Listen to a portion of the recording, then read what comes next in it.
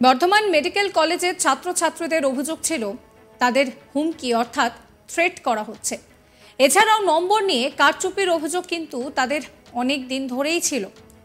আরজিকরের ঘটনার সামনে আসতে যেন একের পর সেই সমস্ত অভিযোগ সামনে আসে। এবার সেই অভিযোগগুলি খতিয়ে দেখতে তদন্ত কমিটি গঠন করলো বর্ধমান মেডিকেল কলেজ কর্তৃপক্ষ।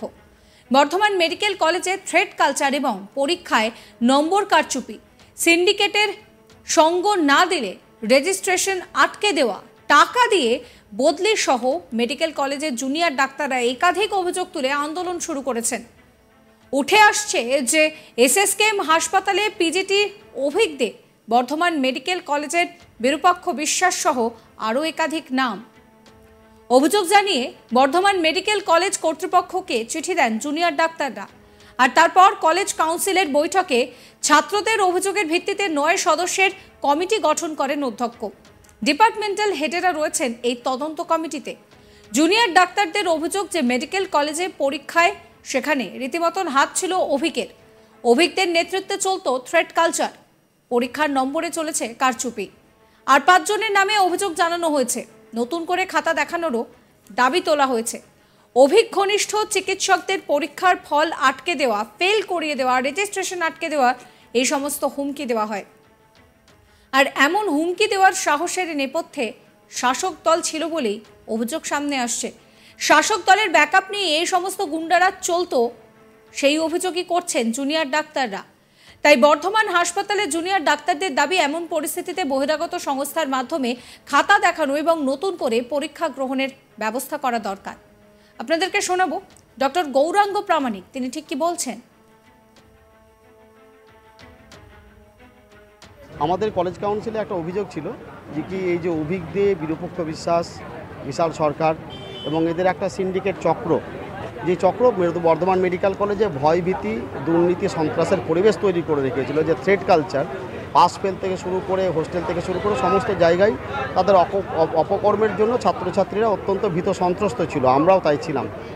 এই সমস্তগুলোকে তদন্ত করে সেই তদন্তে অভিযোগ প্রমাণ করে একটা সুনির্দিষ্ট পদক্ষেপ গ্রহণ করা হোক। কলেজ কাউন্সিল এই নিরিখে একটা তদন্ত কমিশন গঠন করে এবং সেই কমিশন আগামী 3 সপ্তাহের মধ্যে অথবা তার আগেও চেষ্টা করবে রিপোর্ট পেশ করার। সব কিছুই ছিল। পাস ফেল করিয়ে দেওয়ার হুমকি, অনার্স পাইয়ে দেওয়ার হুমকি, অনার্স পাইয়ে দেওয়ার প্রলোভন, পাস ফেলের হুমকি, এই সমস্ত কিছুই ছিল। তো এইসব বিষয়গুলোকে সুনির্দিষ্টভাবে আমরা অভিযোগ দায়ের করি। পরিপ্রেক্ষিতে কলেজ কাউন্সিল কথা দিয়েছে যে কি তারা তদন্ত কমিশন গঠন করে এই অভিযোগগুলো খতিয়ে দেখবে এবং তার পরিপ্রেক্ষিতে তারা সুনির্দিষ্ট ব্যবস্থা গ্রহণ করবে। আগামী 3 সপ্তাহের মধ্যে অথবা সম্ভব হলে তার আগেও তারা রিপোর্ট পেশ করবে। অবশ্যই শিক্ষকদের উপর আমাদের ভরসা আছে এবং আমরাই চাই যে এই তদন্ত হোক। আমাদেরই দাবি ছিল যে কি তদন্ত কমিশন গঠন হোক, তাই এই তদন্ত কমিশন গঠন হয়েছে। আমাদের প্রত্যাশা এই তদন্ত কোনো রকম পক্ষপাতমূলক আচরণ না করে নিরপেক্ষভাবে ইনকোয়ারি করে সে তার রিপোর্ট পেশ করবে।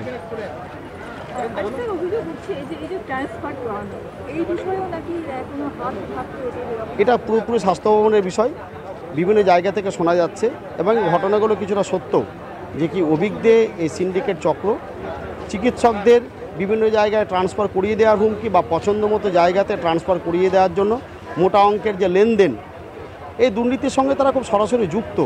এই নিয়ে স্বাস্থ্য ভবনে বিভিন্ন চিকিৎসক ফোরাম থেকে বহুবার অভিযোগ দায়ের করা হয়েছে।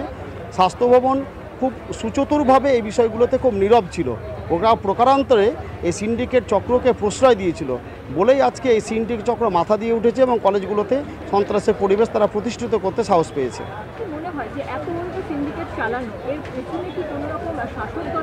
শাসক দলের মদত না থাকলে কখনো এই সিন্ডিকেট চক্র প্রতিষ্ঠিত হয় না।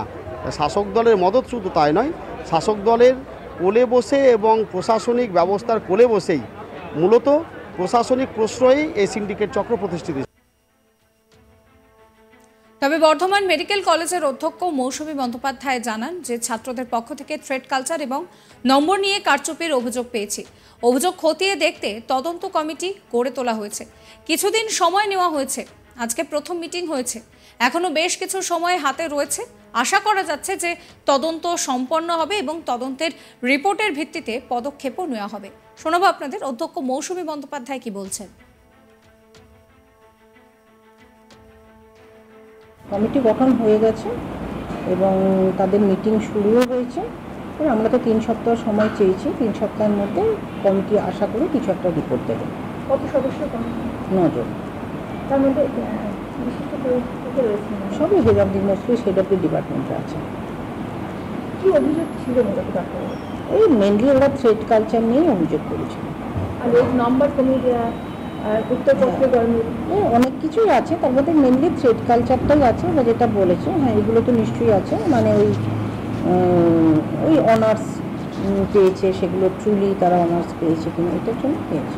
তো এনকোয়ারি কমিটির প্রথম মিটিং, এখন কিছু সিদ্ধান্ত এত তাড়াতাড়ি হবেই না, এবং আমরা একদম ফাইনাল রিপোর্ট যখন আমরা করবো সেটাই আমরা জানাবো।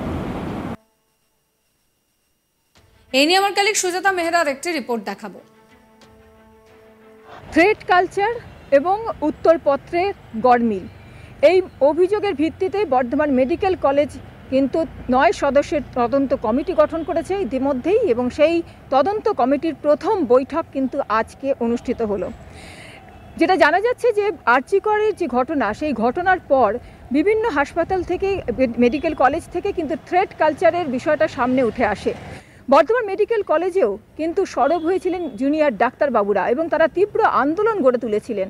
তাদের অভিযোগ ছিল যে বর্ধমান মেডিকেল কলেজে কিন্তু রীতিমতো থ্রেড কালচার চালাচ্ছেন ডাক্তারবাবুরা, যারা সিনিয়র রয়েছেন, যারা এই কলেজে কেউ পাস আউট রয়েছেন কয়েকজন, আবার কয়েকজন কিন্তু এই মেডিকেল কলেজেই চিকিৎসক রয়েছেন, এমন অভিযোগ ছিল। কিন্তু সেই অভিযোগের ভিত্তিতে তারা সরব হয়েছিলেন, এমনকি অভিজ্ঞদের কুশপুত্তলিকা পর্যন্ত দাহ করতে দেখা গেছিল জুনিয়র ডাক্তারবাবুদের। তারা লিখিতভাবে কিন্তু অভিযোগ জানিয়েছিলেন প্রিন্সিপালের কাছে যে থ্রেড কালচার বন্ধ করতে হবে, এবং এই যে থ্রেড কালচার যারা চালাচ্ছিলেন তাদের বিরুদ্ধে কিন্তু একদমই তদন্ত করতে হবে থ্রেড কালচারের বিরুদ্ধে, এবং থ্রেড কালচারে যারা যুক্ত রয়েছেন তাদের বিরুদ্ধে কিন্তু ব্যবস্থা নিতে হবে। এই পরিপ্রেক্ষিতে কিন্তু তারা দাবিও তুলেছিলেন যে অভিজ্ঞদেরকে এই মেডিকেল কলেজকে কিন্তু ঢোকা নিষিদ্ধ করতে হবে, এবং বিরূপাক্ষ বিশ্বাস এবং আরও তার যে সাঙ্গপাঙ্গ রয়েছে তাদের বিরুদ্ধেও ব্যবস্থা নিতে হবে। আমরা দেখেছিলাম যে অভিজ্ঞদেরকে কিন্তু ইতিমধ্যেই এই বর্ধমান মেডিকেল কলেজে ঢোকা নিষিদ্ধ করা হয়েছিল, এবং এরপরে বিভিন্ন অভিযোগের ভিত্তিতে যেমন উত্তরপত্রে গড়মিল এবং নাম্বার বাড়িয়ে পাস করে যাওয়া এরকম, বা নাম্বার কমিয়ে দেওয়া, তাদের কথা না শুনলে, এরকম বিভিন্ন অভিযোগ উঠেছিল।